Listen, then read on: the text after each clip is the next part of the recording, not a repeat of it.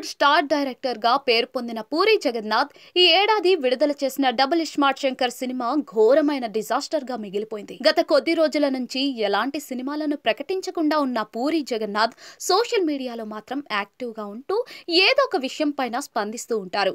తాజాగా పూరి జగన్నాథ్ ఈ ఏడాది అయిపోతుంది, న్యూ రిజల్యూషన్ గా సోషల్ మీడియాకు దూరంగా ఉండాలని ఆలోచిస్తున్నారట.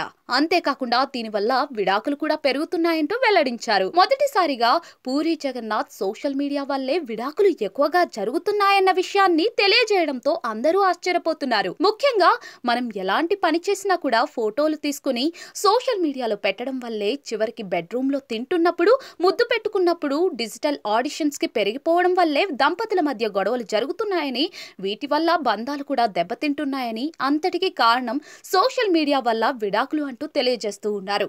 మొదటిసారి విడాకులపైన ఇలా ఇండైరెక్ట్ గా మాట్లాడారేమో అన్నట్టుగా పూరి జగన్నాథ్ కనిపిస్తున్నారు. మీరు రిలేషన్షిప్ లో ఉన్నా, కొత్తగా పెళ్ళైనా సరే దయచేసి ఎవరైనా సోషల్ మీడియాకు దూరంగా ఉండండి అని మీ పార్ట్నర్ నే ప్రపంచం అనుకుని జీవించండి. మీరు ఆనందంగా ఉన్నా, బాధలో ఉన్నా కూడా ఎలాంటి పోస్టులు సోషల్ మీడియాలో పెట్టకండి.